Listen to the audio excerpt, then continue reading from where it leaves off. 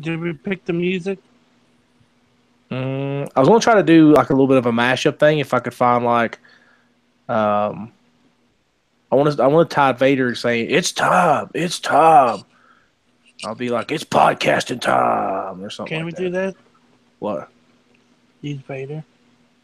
Well, yeah, everybody uses those in show openings. Technically, you can use clips as long as it doesn't exceed 45 seconds. Yep.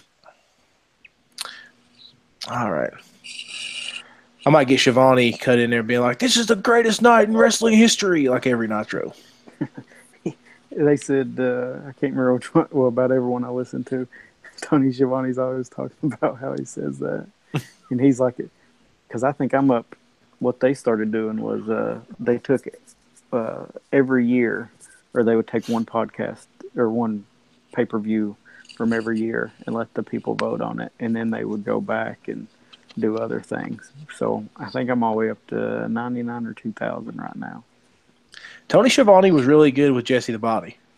Yeah, and That was a good duo. And he talked about like 99. He was like, listen, he was like, I was burnt out. He's like, I hated wrestling at this point.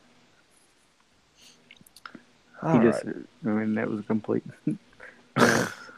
Well, with WCW was a complete mess. But when you sit there and listen to like the angles they ran and all the stuff, and he's like, I don't know how we survived. It's completely ridiculous. All right, let me see if I can not screw this opening up. I'm trying to think of a good opening. Okay. You already screwed it up. I already did. All right. Welcome to the very first episode of Getting Color. Let me start over. Welcome to the very first episode of Getting Color, presented by monstersofgeek.com. This is our official wrestling podcast, and I don't know about the Jared and Joe, but I'm pretty excited about this. We did a couple podcasts on the main subscriber feed there for the MOG podcast, and I decided we don't get to talk about wrestling enough because not everybody on the podcast watches. We've been doing some special episodes where we just talk about wrestling, but it was time to kind of branch off and do our second podcast, which technically makes us a podcasting network. That's right, the Monsters of Geek podcasting. Joe, what are you doing? What do you mean what I'm doing? Are you squeaking a toy? No. Who's squeaking a toy? Darby. Take that toy away from her. Darby, stop. Yes, that's gonna work. Now we'll have to do the intro over again. All right, here we go. You gonna get it? No, she's on the other side of the room. All right. If we record this podcast and all I hear is squeak, squeak, squeak, squeak, you're gonna get kicked off of it. I can do that way. All right, here we go. Welcome to the first episode of the Getting Color podcast. This is Monsters of Geeks official wrestling podcast, and I don't know about these two. I got Jared and Yeti with us today, and apparently a squeaking toy.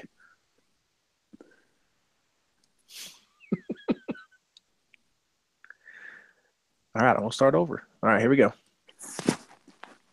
Welcome to the first episode of the Getting Color podcast. This is Monsters of Geek official wrestling podcast. I have with me today, I have Jared and Yeti. We talked about this a couple weeks back and wanted to kind of do a wrestling podcast. This won't be a weekly podcast by any stretch, but it will be maybe a couple times a month, maybe once a month, once we kind of let the wrestling news get backed up there. We've done some special wrestling episodes, so technically this is the first episode of Getting Color, but we've done a couple on the main Monsters of Geek subscriber feed, so go check those out as we talked about some pay-per-views and some older stuff. It was a really fun time, but I thought it was time to separate that out and kind of create the Monsters of Geek podcasting network, because we have two of those now. We have some other ideas to kind of branch off, but this is our first branching podcast. If you didn't know, myself, Jared, and Yeti are huge wrestling fans of all eras. Jared is a walking, talking wrestling encyclopedia. Ever so often, he just talks in catchphrases, and it makes sense. It's amazing. It's like a whole other language. Jared, what have you been up to, man, since was you on the last podcast? You was. That was the first podcast in a while. I think we almost got all together. I can't even remember. Yeah, I guess I was, because we weren't on Sunday because of SummerSlam. And I was watching Game of Thrones, so. Well, you got to put your priorities first. So I understand that. I don't watch Game Yeah, of Thrones, so I have no alliance there. it was pretty epic. I heard SummerSlam was too. I haven't had a chance to watch it, but So SummerSlam was good. We'll talk about that here in a couple seconds, as we definitely are going to talk about some of the big stuff going on at SummerSlam and maybe what they're going to do afterwards, possibly some predictions. And we have the greatest debut in wrestling history, 1995 Halloween Havoc. We have Joe Yeti as he made his debut for the Dungeons of Doom and then created the best finisher in wrestling history, the Giant Humpty Dump. As we rename it every episode, but it is the Giant Humpty Dump. Joe, what's up, man? It was the two-way hustle. Oh, man. Yeah, so let's get into it. Since this is our first episode, I want to kind of do something a little bit different. Some of you guys maybe not have listened to our wrestling episodes before, so I want to kind of do a little quick introduction. We all love wrestling, and like I said, Jared's a walking encyclopedia. Me and Joe, we keep the news, the current stuff. Jared doesn't watch a ton of current stuff, but he keeps up with it. But I say probably we all talk about wrestling a couple times a day on our group text. So. And we're all best friends, and we love geeky stuff as well. But wrestling is one of the things that really kind of brought us together. So I figured, and apparently there's a dog in the recording. So what we'll do is I want to kind of do like a kind of a short introduction for each of us. What made us wrestling fans? Why we love this crazy business that is professional wrestling, and what kind of got us into it. Jared, we'll start with you, man. What got you into or the first time that you thought, man, I could really like this stuff, and kind of got into it? What was your first memory of becoming a wrestling fan?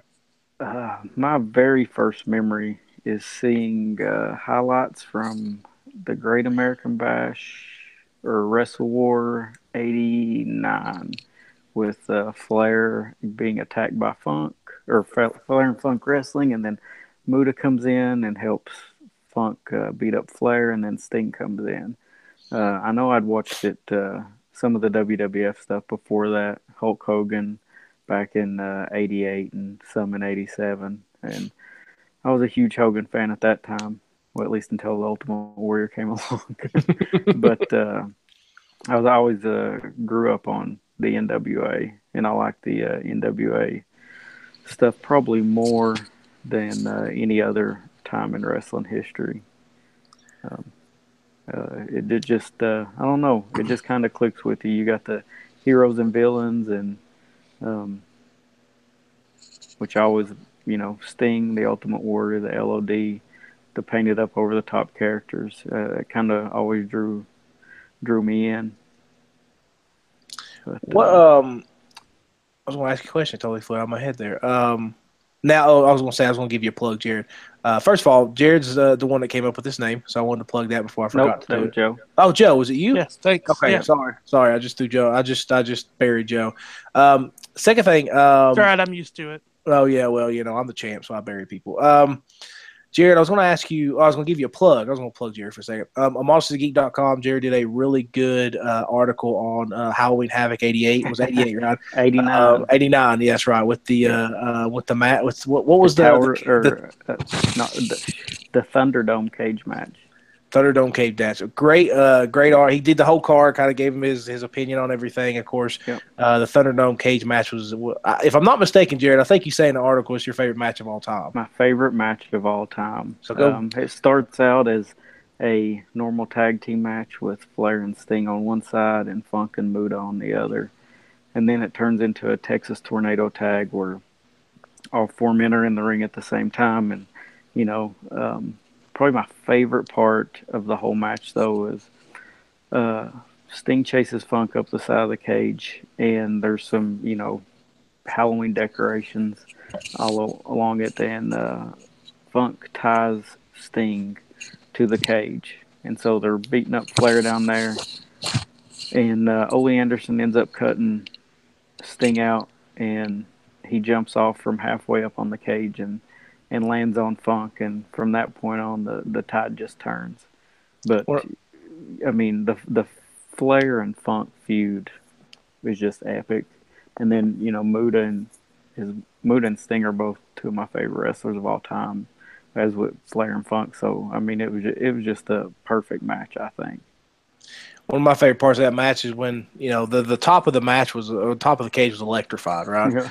And so I don't think Muda believed it was electrified. He was And climbing up so the he was cage. climbing up and he just grabbed it nonchalantly and it shocked him and he about fell off the cage. He's like, whoa, it really is electrified. I thought that was just one of the coolest things ever. Joe, what was one of your earliest memories of kind of becoming a wrestling fan and heading down that road of fandom? Oh, that's a good question. I guess probably my favorite earliest memory was when Hulk Hogan turned. Okay. And Bash at the Beach, 96. 96. 96, So I would have yep. been 96. I'd have been in second grade. So I was still real young, and we thought me and you both probably thought Hulk Hogan was just the bee's knees, and the bomb. And when he turned, I think you cried, and No, I didn't cry. I'll tell you my story here in a minute. Go ahead. but yeah, that's probably my favorite because just looking back to all the emotions that I had, and then looking back at it and watching all the crowd reaction, it was just like, oh yeah, Hulk Hogan's here, he's on Save the Day, and then all of a sudden he leg drops Macho Man, and you're like, what is going on? My story for that is my papa used to manage a store called Magic Mart in Pikeville, Kentucky, and he had a stock boy that used to basically get all the pay-per-views. I don't know if he bought them or got them illegally, whichever one. But anyway, he used to kind of tape them and stuff like that. And he had told Papa kind of like what went on at Bash at the Beach. And so I get in the car and then Papa's bringing me home. And I'm stoked for Nitro because I had not heard, back during those days, we had the internet, so there was no spoiling. Like it's either you knew somebody that watched it, and that was about it. And so he's driving. They used to live in a big farmhouse, and he's driving down the dirt road. It's about 5-6 o'clock when Nitro started at 8. He said, "I will tell you something. You can't be upset." And I was like, "What is it, Papa?" And he said, Hulk Hogan turned bad guy. And I was like, "No way! You're pulling my leg. You're just no." And so 8 o'clock rolls around, and Tony Schiavone comes on, and no, I guess it was Eric Bischoff at that point. I don't think Schiavone was doing Nitro yet. And then they was like, Bash at the Beach, one of the darkest days in wrestling history, and they went ahead and showed what went on. I was like, oh my God, Papa told the truth, and which Papa always told the truth, not like he lied to me, but he was just preparing me for the inevitable disappointment that Hulk Hogan would do. So. Back then we all thought it was real and it was different and stuff like that. But, and I think Jared hit on it, and then Joe did too, the emotions and the good versus evil thing, and to see the ultimate good guy turn heel was just terrible for a sixth grader, fifth or sixth grader to see, especially someone that loved Hogan. And Hogan was he was my entry into wrestling. I remember staying up late to watch Saturday Night Main Event when Hogan was on there. And then seeing him fight, I remember some of the Mega Power stuff when him and Macho Man came together. I remember crying when the Ultimate Warrior beat him because I was a Hogan fan and was upset that Ultimate Warrior beat him. And it was, Hulk Hogan was the guy, man. I'm still a big mark for Hulk Hogan. I can watch his matches over and over and just feel like a kid again. Now, as far as a wrestling purist, and far as now as that I've learned what kind of wrestling is good wrestling type of thing, obviously Hogan's matches weren't the most technical or greatest matches of all time, but definitely entertaining, and especially just kind of the nostalgia for that. So I can remember that. All the Hogan memories. I told Dad the other day, one of my earliest wrestling memories was Demolition used to scare the crap out of me. And so, especially when they was heel with Mr. Fuji, so I used to hide underneath the coffee table when they used to come on like superstars on Saturday and stuff. So that whole era of WB or WBF at the time, the golden era as they call it, it was just an amazing time for wrestling. Those are my earliest memories. Saturday Night Main Event, Hogan, Macho Man, Ultimate Warrior, Jake the Snake, Andre the Giant. All those guys. Early Mr. Perfect, Dino Bravo. Dino Bravo was very prominent in my mind for some reason. I think because one of the earliest Hogan feuds I remember was Dino and Earthquake and was it Beefcake maybe? Beefcake and Hogan facing him in a bunch of tag matches. Yeah. So just that whole golden era was my entry point in the wrestling. So, and I think that, I don't know if Jared, do you ever take a break from wrestling? I know I did after the Nitro stuff. I took a little bit of a sabbatical and came back, but I didn't There, know if you took a break or not.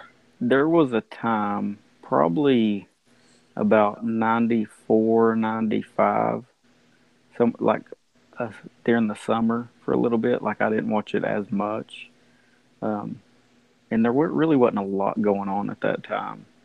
It was kind of a dead period in wrestling, and then I started when, of course, like I didn't watch Nitro immediately at first, but I think I missed like the first couple because I was still I was starting to be a more of a WWE guy.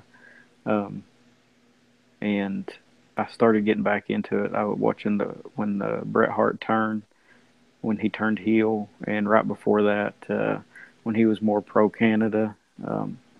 That's when I really started getting back into it again. But yeah, I mean, it was kind of a dead period where I wasn't into it as much and not wanting to watch all the pay-per-views and everything.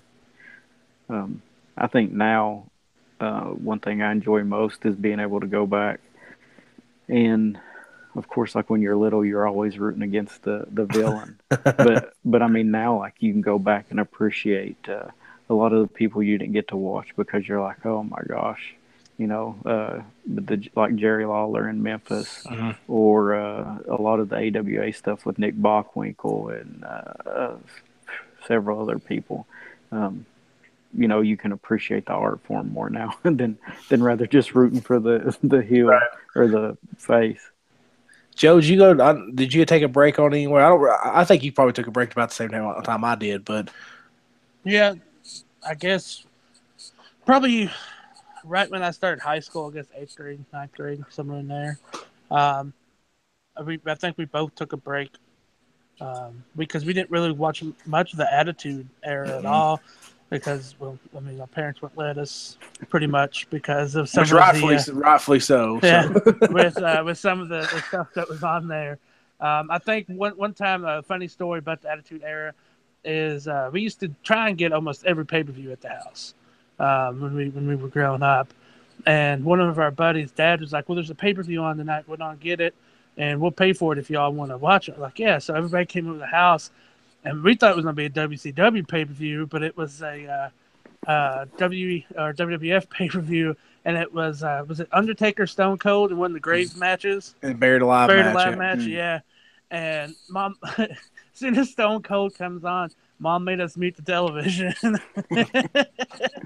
At least she didn't let you watch the ECW pay-per-views. That's true. That's true. Well, which, I mean, which but those are pretty epic now. I go back and ever since ECW quit, like going back and watching them, and I'm just like they put on better wrestling shows than either of the big two. well, did. Bub and I actually did watch a couple of those because Papa had that illegal cable card, and we watched them because he knew the satellite guy. But yeah, I took a break. We took a break probably at the same time, and then we probably got back into it when we started watching ROH and all those other DVDs.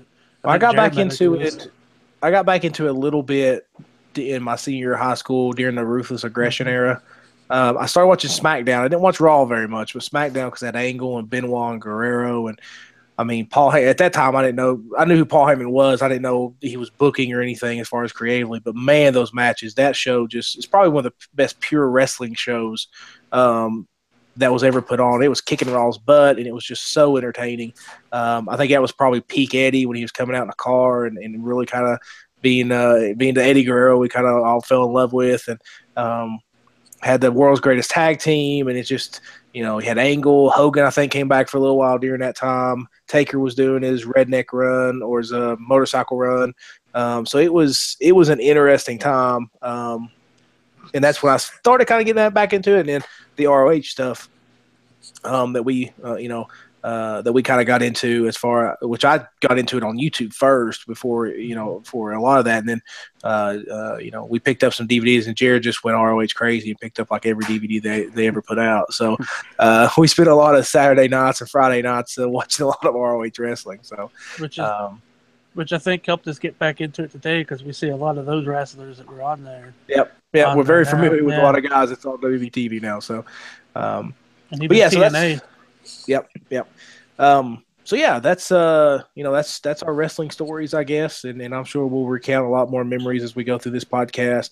Like I said, these two are two of my best friends in the world, and we love talking wrestling and just hanging out and shooting a bull a little bit. So, well, I think some of my favorite wrestling moments though is involves Jared going through a work shed and just picking stuff out to hit people with. And taking some bumps that you didn't see people in ECW take. Those were some fun times. I think everybody at some point had a backyard wrestling federation at some point. We had what was ours? The Southern Section Southern Wrestling Alliance or something like that. I can't remember what it was. Yeah, we had a guy that made some pretty cool belts out of cardboard. Like they were pretty legit. Like he designed them, and it was the shape, and they draped over your shoulder like a real belt. It was pretty impressive. He put a lot of work into it. We also had a guy that wanted to do a frog splash or bull frog splash. If you think Kevin Owens doing a frog splash is something special, this dude was bigger than KO was, and nobody would take it, so he just done it on his own, and he tacoed a trampoline and also busted through it. Yeah, we had our own Big Show Lesnar moment there. We just exploded our trampoline ring. And then one of my proudest moments was selling my injury. That's probably one of my proudest moments. Get taken home in the wheelbarrow with a flat tire, because that's the only thing we could find. Yeah. All right, let's move on there. Let's move on to some topics here, and this is we'll probably touch on some topics. We'll bring some topics to the table, but we have a lot of news to kind of cover this episode with a major pay-per-view and some stuff that's come out the last couple of days. First thing we're going to talk about is, of course, SummerSlam 2017 and the NXT pay-per-view. We'll throw that in there as well, as we had a two big debuts for NXT and also a new world champion as well. Guys, let's start with the NXT. I didn't watch all of it. I watched the last part of it. I watched the Johnny Gargano match because I'm a huge Johnny wrestling fan. I think that guy is just unbelievable. But the big revelation here is midway through the show during the tag team title match between Sanity and what was the big guys? Authors of Pain. Sanity won the tag team championships. Spoiler alert, but they won the tag team championships. Eric Young and what was the other guy's name? The German guy. I can't never remember his name. Not Killian Dane, but the other guy. I can't remember. But it's supposed to be him and Killian Dane. Eric Young jumps out and says, "Hey, I'm going to do the tag team." They end up winning the tag team titles. After the match, Red Dragon comes out, Kyle O'Reilly and Bobby Fish, which are former ROH tag team champions and New Japan Junior tag team champions, came out, and they had both signed. We didn't know what they was going to do with them. Kyle O'Reilly had a match against Aleister Black a couple weeks back, of course lost, so we didn't really know what they was going to do with him. Bobby Fish signed about a week or two ago. And they jump out of the crowd and start beating up the champs and kind of making their presence known. I don't know if they're going to call him Red Dragon or not. Probably not. They'll probably rename him something. But Red Dragon is now in NXT. Push forward into the night. Drew McIntyre wins the NXT NXT World Heavyweight Championship against Bobby Roode. Red Dragon, there they are again, jumps up and starts beating everybody up, and you kind of see the crowd kind of raise up, and everybody's kind of going nuts, and you're like, what's going on? And of course, Adam Cole, baby, jumps out of the crowd and attacks Drew McIntyre as well, forming kind of an ROH alliance with the Red Dragon tag team. And Adam Cole is now in WB NXT, which is a huge thing. I think we're all pretty big Adam Cole fans. So, Jared, this has been rumored for a while. Dave Meltzer reported that WB, as soon as Adam Cole signed his, I guess, a little bit over 2-year contract with ROH, that they were super interested. Then they became more and more interested as the contract kind of went away. So it wasn't a huge shock. I think for me, it was a shock how they used him. Usually NXT is really good about crowd shots. Like Bobby Roode was shot in the crowd. There's a couple other guys that were shot in the crowd. And they was like, oh, what is he doing here? Kota Ibushi, or Ibushi, I guess, was shot in the crowd before the Cruiserweight tournament. So there's been some – that's basically how they've introduced people. It's like, oh, hey, they're in the crowd. Wonder why type of thing. But this one, Adam Cole actually came into the ring, almost like an invasion angle type of thing, where they jumped through the crowd and took out the NXT champions. What did you think about Adam Cole's debut? And was you surprised, maybe that he was not that he was there, but surprised at how they kind of used him? Well, I knew his contract was coming up. What was it? About 2 months. It's been up for a couple months ago. Yeah, a couple months ago, he was on Stone Cold's podcast. And he gave a really good 2-part interview in there, and just talking about the ring psychology and everything he's learned over the past couple of years, and going over to Japan and all that stuff. So I knew he was going to NXT eventually, but I was pretty surprised, because usually you start hearing rumblings about it before, but they did a really good job keeping it quiet. It kind of reminds you of, Kevin Owens, his signing everybody knew about, but when he attacked Sami Zayn right after Zayn won the world title, it's kind of reminiscent of that. Because I don't think he had a match before that.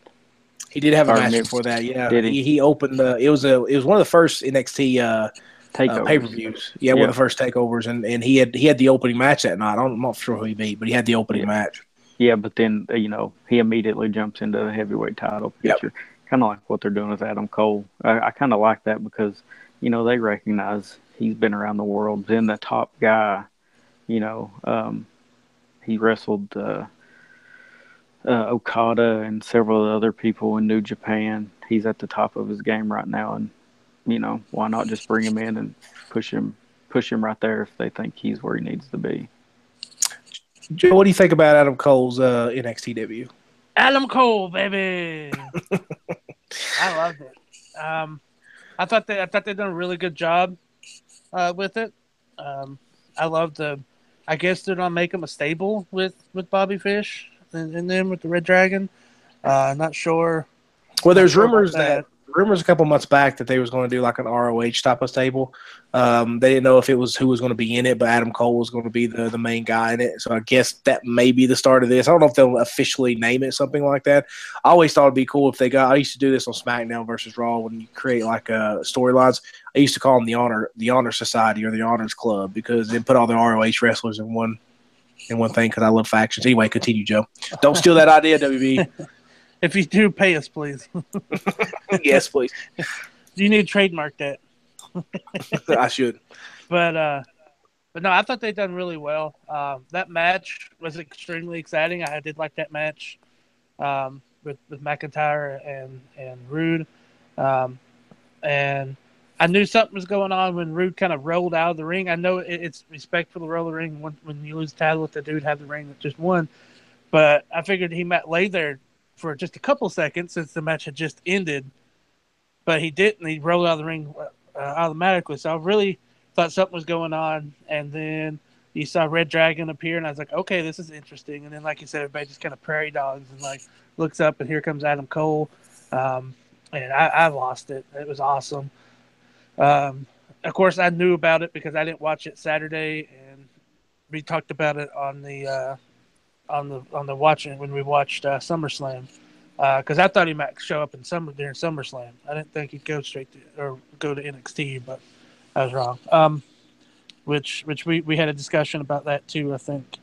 But I liked it. I liked the way they done it. I mean, overall, I really enjoyed that show. Brooklyn never disappoints when you do a takeover there.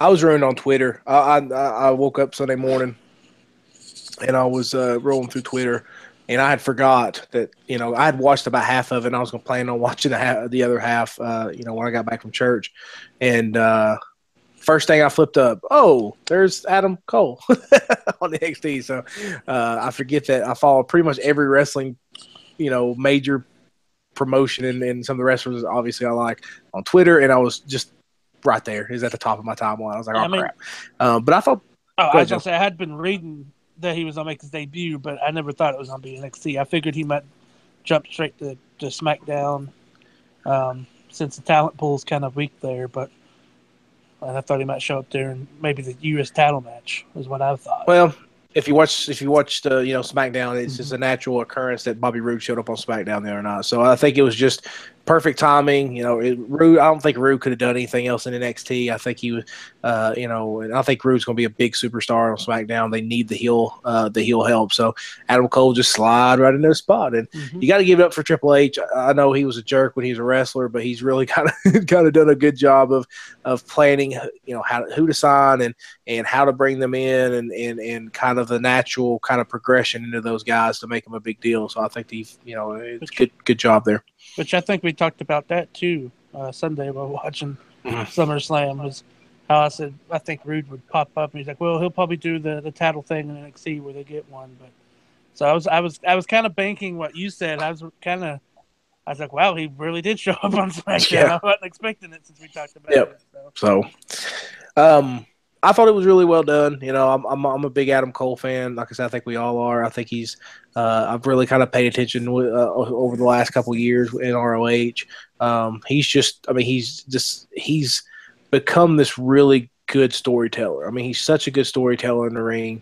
I got a chance to actually order the pay per view that Chris Daniels beat him for the world title, and it was such a good match. And of course, Chris Daniels, he can have a good match with anybody, but it was really just a storytelling of Cole and the near falls because Christopher Daniels had never won the ROH title and really a world title in general, and just it was just a good storytelling between two storytellers. And just Adam Cole in general is just a great storyteller in the ring. And he's not super flashy, he's not a high flyer. He doesn't do a lot of crazy stuff. He's just a really, really good worker. And I think that he's going to be a big addition to NXT. And I say he'll probably be the world champion in the next, probably the next 6 months or so. I think he'll have a pretty good run. But so let's move on to SummerSlam and some of the big things that happened there. We was watching it, Before we go to SummerSlam, if you don't mind. Yep. There was something else that happened during Brooklyn Takeover.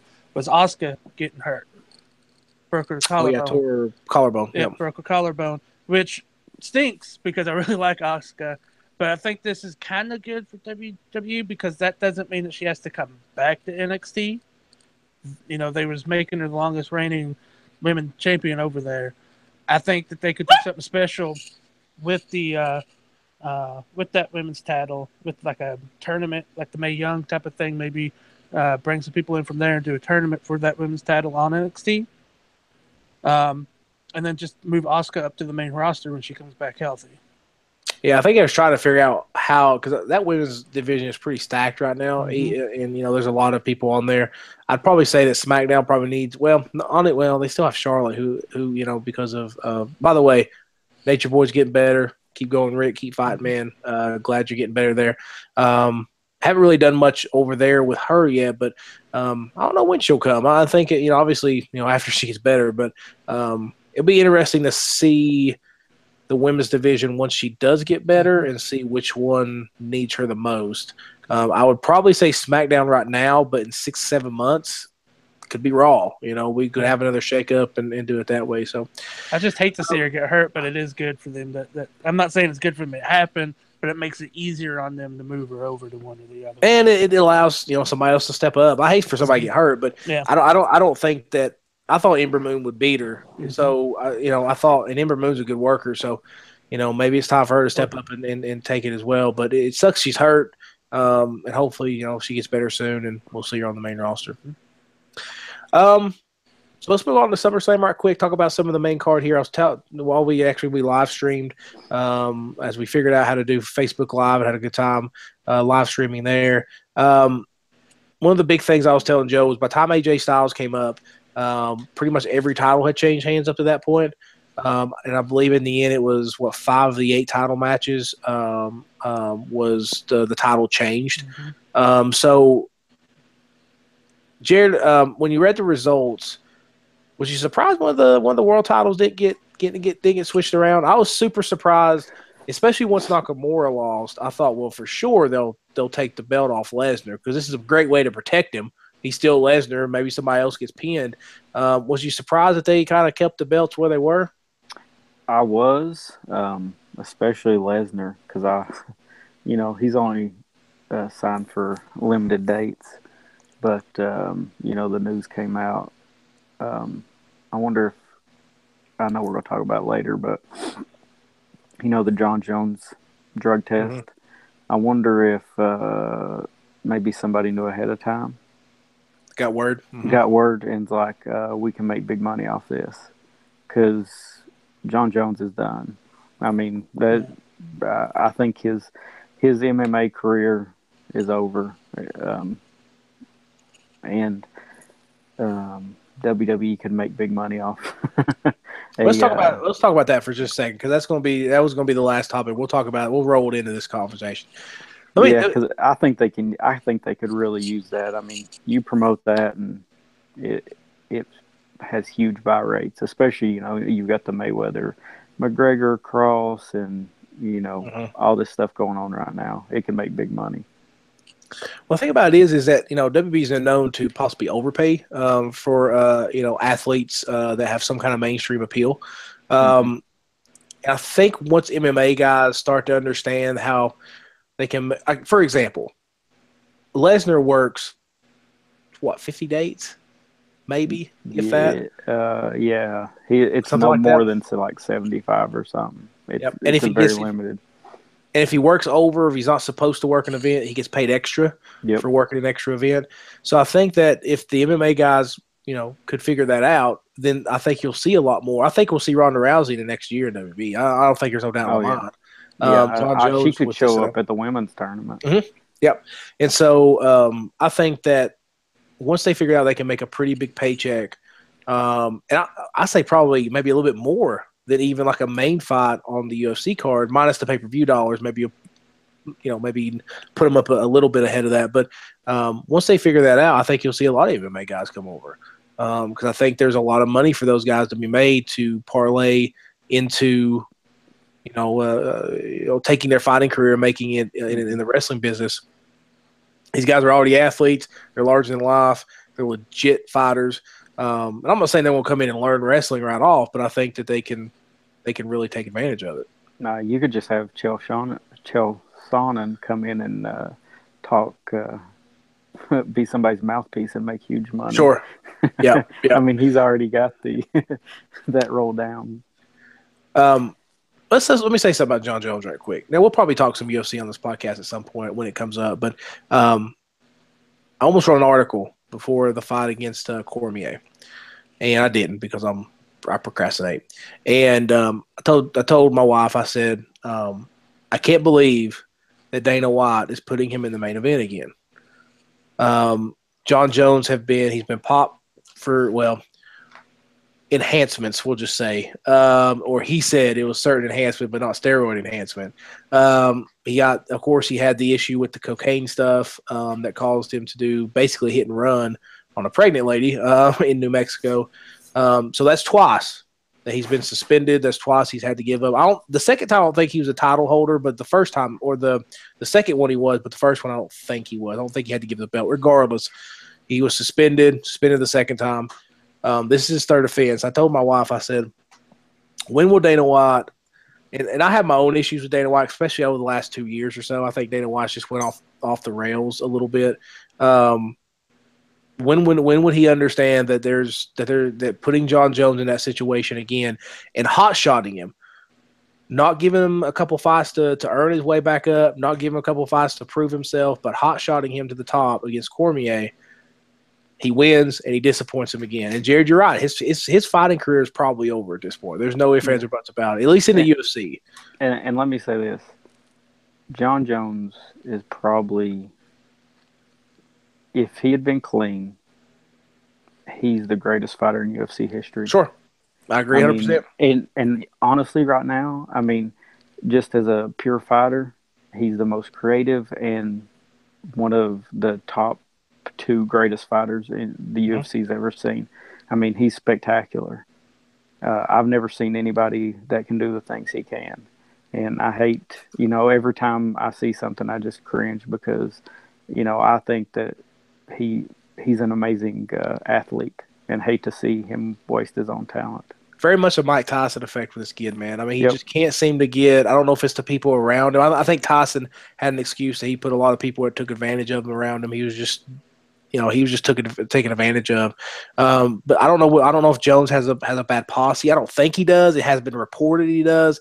I think he just makes bad decisions, and I think that if I'm the new owners of the UFC, I look really hard at Dana White.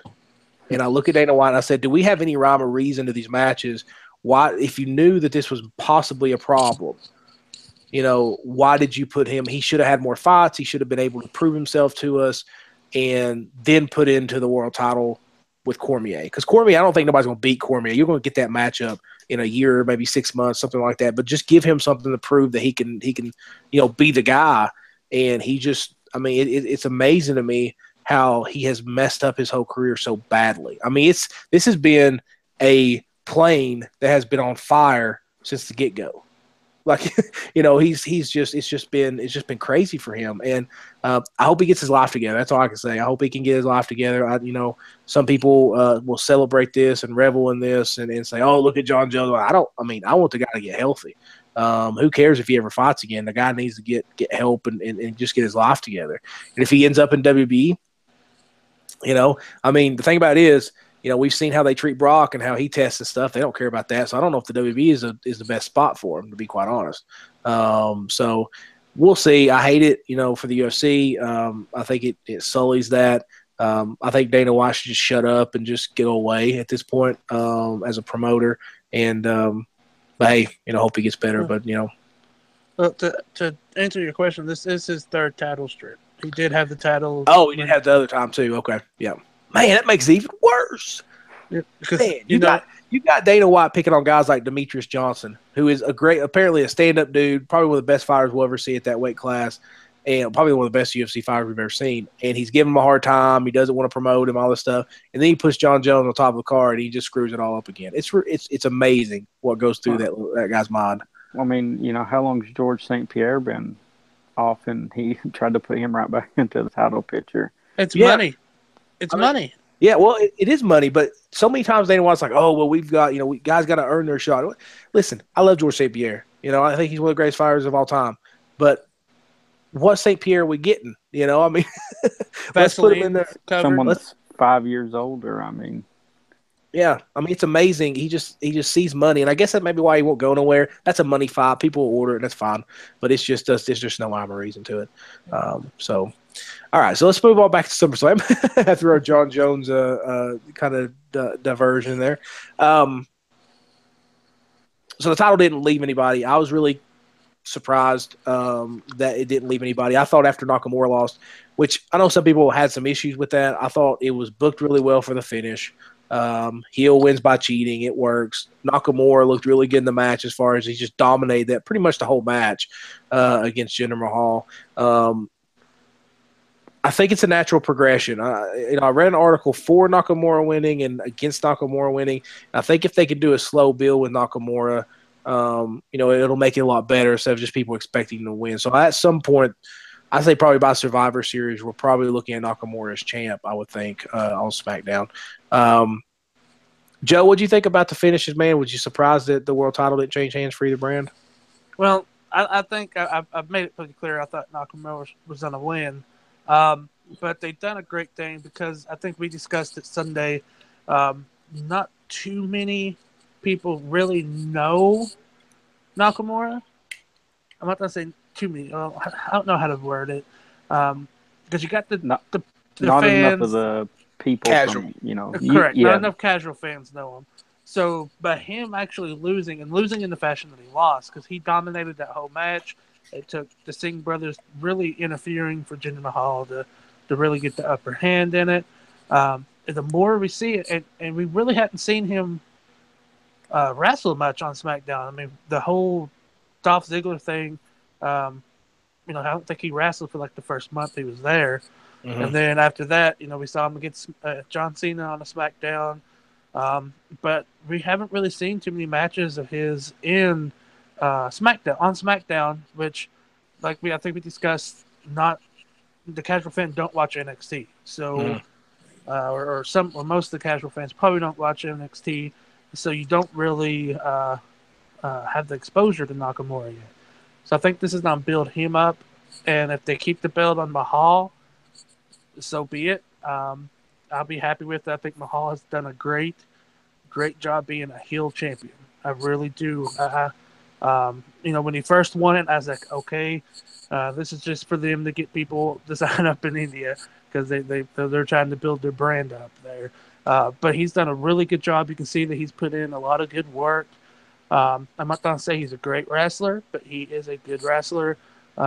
Good for his gimmick that he has, good for his move set. And he's probably, like I think I've said, the best heel champion we've had in a long time. I think he's. I mean, I don't think he's a good. I think he's average. I think he's solid. I don't think he's anything super special. I think that he's done a really good job of taking the opportunity he was given, and being a good heel champ. And I probably the first pure heel champ probably since JBL, I guess, to a certain extent. As far as just it's the Edge, I think, but even it's just a different heel champ. I think it's a very old school kind of heel champion. I think he's done a good job. I think I give him a C plus. I give the Singh brothers an A. Like they've been absolutely entertaining. I think that's been something that has got Jinder Mahal over is how good the Singh brothers have been. The bumps they take, the interferences. They actually had a pretty good 2-on-1 handicap match with Nakamura on SmackDown that I enjoyed. So they've done a really good job to kind of lift him up and give him a little bit more clout as far as helping him win and making people just hate him. So I think he's done a good job. At some point, you would have to think they'd take the title off of him. I think that they've built him up enough that you'll see Jinder Mahal as a higher mid card type of guy from here on out, and that's all Jinder can really hope for. But I think he's done a good job. Jared, what do you think about Jinder so far as champ? Do you think what's your consensus on him? I mean, I think they've done a good job with him. It was kind of surprised when he did win. I think Sure. everybody was really surprised by it. But I think they've done a good job of building him up as that pure heel that everybody can hate, and now just putting the right guy in there that all the fans are going to get behind. It's kind of like one of those things you see the champions who kind of split the crowd, like Kevin Owens did. I mean, a lot of the young kids didn't like him, but all the teenagers and adults Right. were cheering for him. And I think with somebody like Nakamura or AJ or there's tons of them you can throw out there that will be that pure baby face that SmackDown's looking for. Well, I mean, even with that being said, even AJ Styles could play in between. I mean, that's pretty much what he is right now. Um, and I think I would love to see a AJ Nakamura feud on one of the biggest stages in WrestleMania. I mean, that would be a really great match. I would love to. I can't wait till Nakamura has his big WrestleMania moment. Yeah. And it, the long ramp, the pageantry. That's something that his character is built for. Oh man, just go watch some of his Wrestle Kingdom stuff. Wrestle Kingdom 9 was the first time I saw it, and I've talked about him, I think, ever since the Aaron. Right after it's over, I was like, oh my gosh, you got to go watch this guy because he is amazing. I think I think he's starting to get over. I was talking to Joe that, what kind of hit him right off was maybe him learning the language. But I think if you just watch him, like he has no wasted motion. Like he doesn't, like he reminds me a lot of, I guess the closest comparison would be someone like Shawn Michaels. If you go back and watch Shawn Michaels, he's either selling or he's hyping up the crowd or he's selling his offense. He's always doing something and is never wasted motion. Nakamura is the same way. It's just his facial features, his motion, I think his little come on thing is absolutely great. I think that's just an awesome thing that he does, and he just moves around the ring in a different way. And I think that I think the crowd's really kind of latched on to that. They could look at this guy, but man, there's something with they always talk about wrestlers having it. AJ Styles has it, and maybe in a different way than Nakamura because AJ does all this crazy stuff in the ring and people just like him. Nakamura isn't super flashy. Like, he doesn't do moonsaults or anything like that. He works stiff. He has some moves that you could honestly believe would hurt if you actually did it in any kind of a real life situation. And he's just magical. I mean, he just does a really good job of bringing the crowd in and just say, hey, this is what I do, man. I'm a showman. I'm a showstopper. It just so happens I can wrestle as well. So I think that he's done a really good job of kind of getting over the language barrier by just speaking his own language when he's kind of in the ring with his motions and everything he does. He's very charismatic in his Mm-hmm. motions. Yep. Is there anything on SummerSlam, guys, that kind of caught your eye? There was obviously Owens and AJ had a tremendous match with Shane as special guest referee. AJ's probably, I guess, the very thing is a white hot baby face right now. I mean, he can't do no wrong as U.S. champ. I love that they're elevating that championship again, putting it on AJ. I think that he's gonna, they're gonna let him have a good long run with it now after last night on SmackDown. So builds towards Shane and Owens, which should be a tremendous match whenever they put that on because Owens can do crazy stuff and Shane's basically a crash dummy at this point, like he's always been. But he just does some crazy stuff. Is there anything else that kind of jumped out at you guys during SummerSlam? Joe, what about you, man? Not really. I guess the big thing I know we had I think it was a 3-way match, but the Intercontinental Championship not being really. That was surprising. I thought that was really surprising. I thought that they built the Jordan and Miz thing up pretty well. I think they're gonna. I understand it because I think a lot of people thought Jordan would just come in and just win the belt. So I understand kind of the slow kind of build up to this, which is fine. I think that's cool. But it was weird to see all the championships defended and not the Intercontinental Championship. I thought that was really weird. One thing that we didn't really talk about the Raw main event, but I thought those guys put on a tremendous show. I thought the finish was good. I thought, Brock coming back out after the stretcher thing was a good spot. I think Braun Strowman is just a ridiculous guy. What he does in the ring to be so big, but I think, man, I tell you what, man, if they don't put the belt on Joe, I think that they're missing out on an opportunity. I think they missed out last pay-per-view.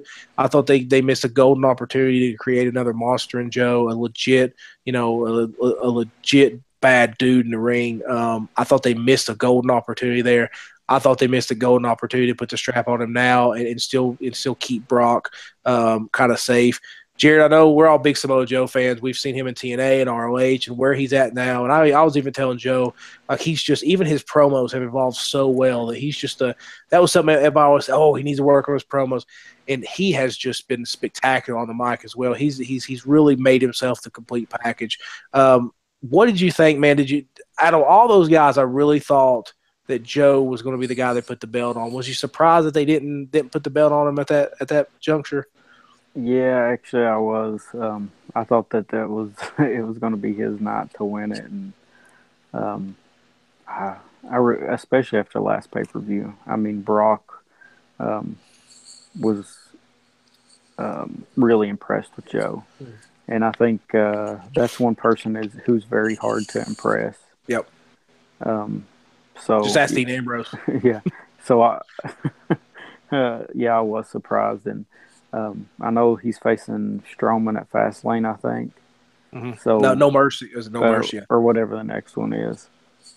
Great Balls of Fire 2. Oh gosh, I kind of see the belt changing hands. I mean, I guess it just depends on going forward what. If they, like we said, if they're going to have plans for trying to bring John Jones in and create some sort of super match with those two, or I can see them putting on the belt with Strowman at some point. I can also see like some interference or something happening, getting a cheap victory and making everybody mad. But I would much rather see the belt on Joe, even though I think Braun Strowman has come leaps and bounds, and he's one of the better big guys we've seen in a long time. The way he moves in the ring, I mean, it's just, and I'm impressed with Braun. I thought Braun was just another big dude that would get Mm-hmm. lost in the shuffle at some point or shoved down our throats. I don't think he'd be anything in between, but he's been super entertaining. And I really do think that him and Roman Reigns maybe have the feud of the year so far, at least in like the main WB. They've put on some pretty good matches. Overall, just some physical matches, not super pretty matches, but super physical, good storyline type of matches. As far as that goes, but I think I don't know if Braun wins it at No Mercy. I think they've been grooming him for it. I think they thought that he was going to be out for a lot longer than what with the elbow injury that wasn't as serious as they once thought. And I think, I wouldn't be surprised if he won it No Mercy. But it also comes down to, like I said, what happens with John Jones? Like, what's his status? Are they going to be in contract negotiations? Is Brock going to be okay with that? How are they going to push that? Are they going to save that till WrestleMania, possibly, and then take the belt off Brock at some point? So it's going to be interesting. Joe, was you surprised that Samoa Joe didn't win the strap? Yes, I am. And if they put it, I don't really, I wouldn't mind it on Strowman, but I think you might hear a little bit of complaint from Lesnar because I think Lesnar really liked working with Joe. Mm. And they put on a really good match the last pay per view. And I thought for sure Joe was going to win it this time, especially when Lesnar went out on that stretcher. um, don't I thought for sure. I think we even talked about how everybody had a kick out from a finisher except for Joe in that match. I don't know if Joe ever got the pin or tried to pin. He done a few submission attempts, but I don't think he ever tried to attempt to pin on anybody. So I really thought that he was going to win it. But Strowman, man, he's came up so fast from what we've seen when he was very green in the Wyatt family. I think Hulk Hogan actually tweeted out that he's the next Hulk Hogan. If you on Twitter, if I'm not mistaken, I think he what he said. So I mean, he's got a lot of support, and I think he's going to be great. He cuts really good big man promos. Right. Those menacing promos. Yes, and the people love him, and I think we have Roman Reigns to thank for that because so many people hate Roman Reigns that they're happy to see somebody actually be able to destroy Reigns. So I think he's going to be great, but I think they are missing the opportunity to build up a Samoa Joe and Brock Lesnar rivalry to get the belt off Joe because Joe has more hunting days than he does, or Brock has more days hunting than he does with the WWE wrestling. Right. So I think they're really missing the opportunity to put the belt on Joe and have a great feud because we see the way that Strowman works. Him and Joe would have an even better feud, I think, than him and Reigns did. Yeah, and now we're kind of wondering where Joe's going to go. On Raw, he was put in that 6-man match or tag match with Miz versus Cena and Reigns. So I don't know where they're going to take that. Is he going to feud with Reigns now and have a program? Is he maybe going to turn on Miz and get maybe the Intercontinental title, which I'd be fine with as well? Let him have a big run. I don't know. I think they gave Joe such a great opportunity, and Joe didn't mess it up. Like he was awesome with that opportunity, and I just felt like at some point you got to reward the guy, and hopefully soon he gets a good run with the belt and kind of go on. But guys, overall, Jared, I don't know if you watched a lot of it, but how did you feel about the card? Just a quick little grade there, Joe. What do you think about the card as far as grade wise? Grade wise, I mean wrestling wise, I'll give it an A. The little shark match wasn't that great. I went back and watched the pre-show, and it was pretty good. So I'll give it. Look at overall. I think it's a good A card. Jared, what do you think, man? From what I read about it, I'd say is a pretty solid B plus somewhere in there. That's where I would lean. Probably BB plus. I thought they did a really good job. I thought the matches were set up really well. Main events were definitely SummerSlam worthy as far as the main events that we had. So I thought the card again was a little bit too big, but I thought they utilized the kickoff show really well as far as putting some of those guys on there. So I'd give it a good BB plus. I agree. Yep. The reason I give it A is just the carnage that the main event was. That's true. That looked like a car, a crazy car wreck of a main event. And we really thought Lesnar was out. with that big gash because he had a gash, man. He had a gash somewhere on his back, and then it went away. So I don't know what they did, but he had a pretty big gash on his back when they brought him out. So, anyway, SummerSlam, go check it out. If you don't have WB Network, go get a 30-day trial, check it out. It's definitely worth the 30-day trial there. So, tonight, and we'll kind of get out of here. Joe sent us a little blurb from one Psycho Sid. That I'll read some of it. The title of the article, it's on WWFoldschool.com. Says Sid Vicious says Roman Reigns is light years ahead of fat guy in a t-shirt. Kevin Owens says business has got to be bad if guys like Nakamura are on WB TV. He goes on to talk about Kevin Owens a little bit. He says talk about when he came back to WB, which was a 92, 93, I think, when he came back. Said that he had guys like, I don't know who these guys are, Rex King and Steve Dahl. And he was talking about, this is, they're really bad up during that time. Listen, well, let me finish. And then he talks about how he feels that way about Nakamura, and he doesn't even get Nakamura's name right. He calls him the Yakamura guy. Is what he calls Shinsuke Nakamura.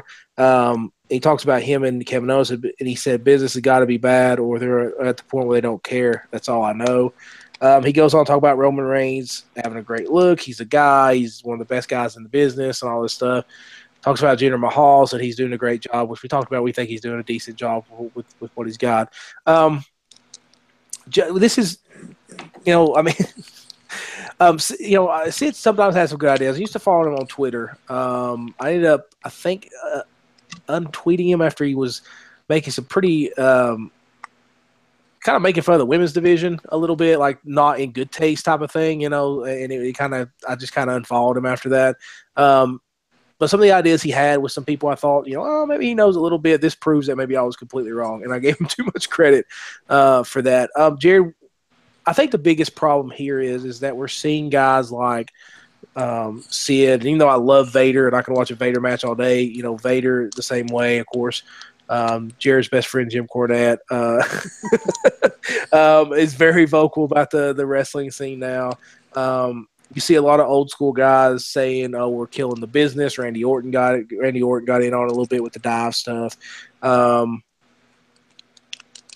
you think? I mean, obviously, there's a lot of veterans that are very complimentary of the new generation of wrestling and where it's kind of evolved. Jared, do you ever think is that just wrestling? Like, are we always going to have these old guys kind of speak out and be negative about it, or is it just like sour grapes? They didn't. I mean, Sid really didn't have a great run in WB. He was world champ, lost to Undertaker. He was probably better in the NWA than he was in any time in WB. Now his run in 95, 96, he had some pretty good runs in there, especially at the top of the card with Taker and Shawn and Brett. So he main evented with all those guys. Do you think it's just a product of these old guys? It's just because let me tell you, Roman Reigns is good, and I've said that before. I think he's the best wrestler. I think he's very athletic. I think he's leaps and bounds in front of Cena, but at Cena's time of his career right now. So I'm not a Roman Reigns hater, but he's definitely not the best guy on the roster. No, not. Well, I mean, we don't know what he really looks like just because he wears that vest all the time. But he is pretty decent. He should be further along than I think, as long as they've been pushing him to the top. But as far as the old guys, I think you hear it from Stone Cold a lot. The third problem is that guys now, there's no time to do anything, or no time to sell anything. You can't sell like you're hurt because you've got 6 minutes to put 10 minutes worth of stuff in a match. So they're really, the time's short. Everything they want is now. So there's a bunch of high spots in there, and that's a lot of the guys, especially Jim Cornette. Stone Cold's been pretty verbal about some of the stuff, even though he likes the guys. He just wish they'd slow down a little more and be able to tell a story. And I think that's growing up in the '80s. and watching a lot of that stuff, and even the early '90s. That's one of my big issues is the commentators. They don't talk about anything going on in the match. There's always plugging something, and you know, it's just high spot after high spot after high spot, and you don't get any effect after that. Nothing special. I mean, you remember power bombs and DDTs uh, were a special thing at one time, and now everybody does them.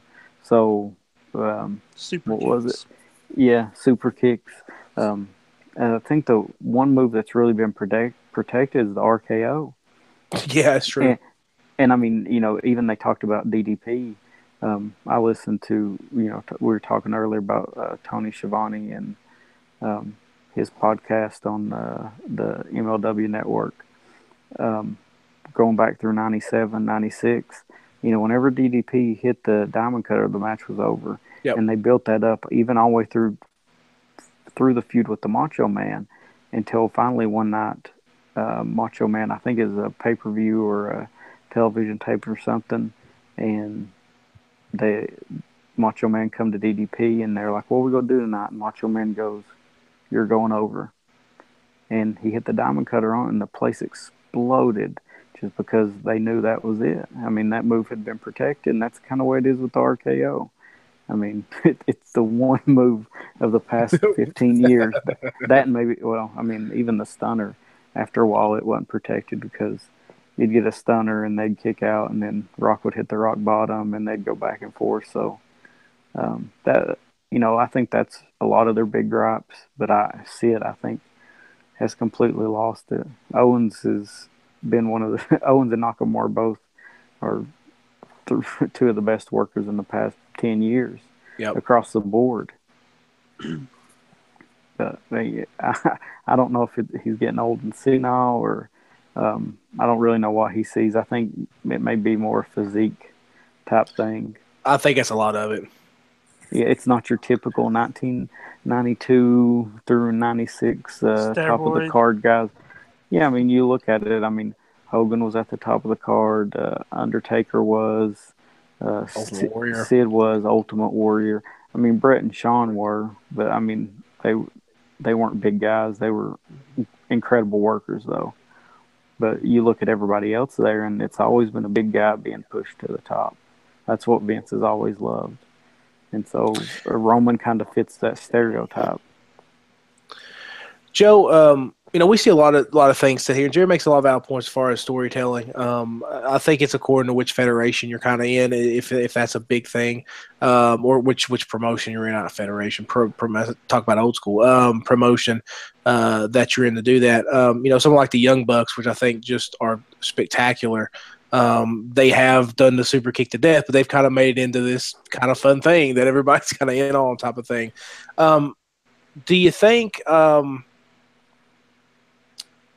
Do you think that? Well, now I just lost what I was going to say. What do you think about the old timers? Kind of, I should say old timers. I should say veterans, because I do have a lot of respect for guys like Jim Cornette. Jim Cornette's a great mind. I don't necessarily agree with everything he says. Do you think that? What do you think about their opinions on wrestling today? I think Sid Vicious hit his head one too many times.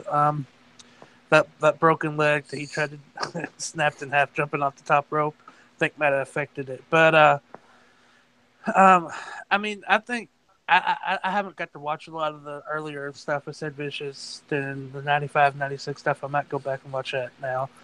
But I think he probably, if Diesel or Razor Ramon would have been in the picture, because I think, let's see, they came to WCW, what, 95? No, they had some matches. I'm in the middle of the New Generation stuff, and that was when Sid was with DiBiase for a little bit. All right. Well, So he faced both of those guys. yeah, quite a few times. but when did they jump over to WCW?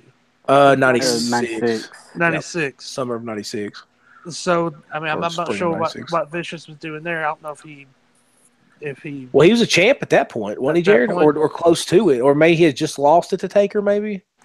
Yeah, I mean, he went back and forth with it a couple times because that was kind of when I was out of it, and it was a little bit of a blur. But you had Sid and Diesel and Shawn and at under Royal Rumble, right? Didn't he? Is that when he won the belt? Was that Royal Rumble? somewhere right around there. Well, that's when Sean hurt his back and had to give the title, I think, right, or something like That that. I was remember Bruce Pritchard talking about it. well, that was with the Undertaker run right before. Oh, yeah, when he lost his smile or whatever, and then come out and had to give the belt up Yep, and then Sid because he won it didn't like want a to drop little it. tournament on Raw or something like that. Yeah, yeah. I just wasn't sure if Sid um, cashed in on them leaving or not, because that those two would have probably been top Well, card. he kind of did. I mean, let's just be quite honest. Like Sid was the next big guy. And he had already faced Diesel for the belt a couple times and lost. He had a run with Razor for a little bit there, but he was the next big guy in line. Like it was Taker and him, and Taker was doing some stuff with Gold Dust, and he was doing some other stuff with Man. I think his stuff with Mankind was starting to go on a little bit at that point. So he was the next big guy, and Vince gave him. I mean, he had a run because I don't know if he would have had to run if Diesel or Razor was there. To be quite honest, I think he would have been top of the card, main event type of guy. I don't know if he would ever got a run with the title.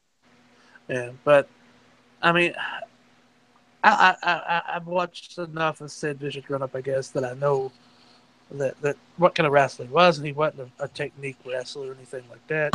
And to put it quite honest, both the guys that he was talking about could probably wrestle circles around him in the ring. Sure.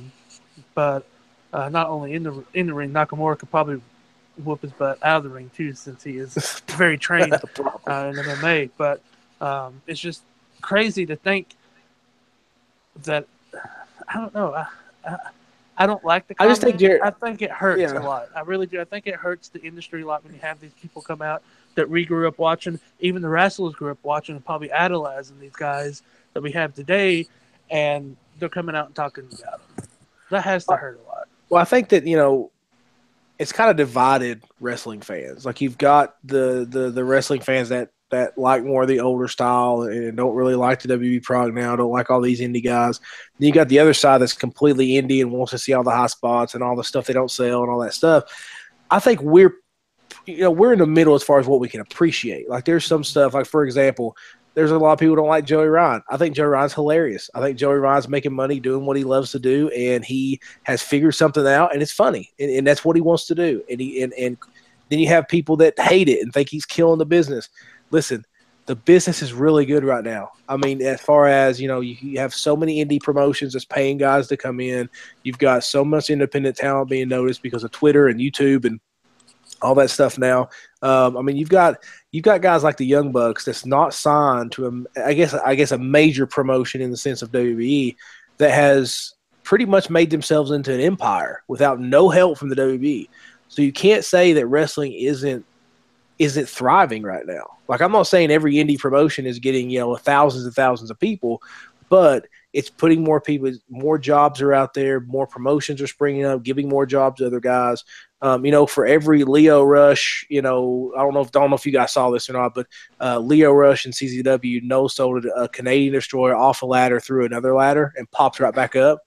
And even I'm sitting there like, okay, guys, look, at some point, like even Hulk Hogan wouldn't have no-sold that spot. I mean, let's just be 100% honest. So there are some silly, crazy stuff out there that I don't like, but I can appreciate where the business is at right now, and I can appreciate even the stuff I don't like. I can get a giggle out of versus a lot of hatred coming from the other side. And you split it down the middle. I think we're right there in the middle. We can appreciate everything and know what we like and what we don't like. But, man, wrestling Twitter is divisive. Like, it is straight down the middle. And it's just, me versus you. And if wrestling isn't like this, it sucks. And if wrestling doesn't do this, it sucks. And I think we're to the point where nobody appreciates everything. Like, nobody can see, hey, I may not like it, but I can see why somebody likes it type of thing. It's a total different now. It's totally different. It just goes with today's culture. Sure. Because that's Twitter in general, I should say. So. Well, yeah, I mean, everything today is just like that. You can't have a happy medium anymore. It's just, you either love it or you hate it. I mean, you got to take it or leave it. Nobody wants to hear the middle ground. Mm-hmm. And if I don't like it, then it sucks, right? Yep, type exactly. of thing. So, I mean, it's not the golden age or anything, but it's better than what we had in the mid 2000s. And I think as far as technique goes, we probably haven't had as many technique artists in the ring that we've had right now than ever in in WWE or anywhere. I just think it's awesome that you have guys like, for example, Cody Rhodes, who left WB, Mm-hmm. who left that bubble, and has arguably made himself a bigger star by himself. Like, even 5 years ago, that was unheard of. Well, I mean, And so I think the business is fine. I think people are, people's like, oh, the business is dying. It's not. Cornette says the business is dying. They're killing the business. The Young Bucks are killing the business.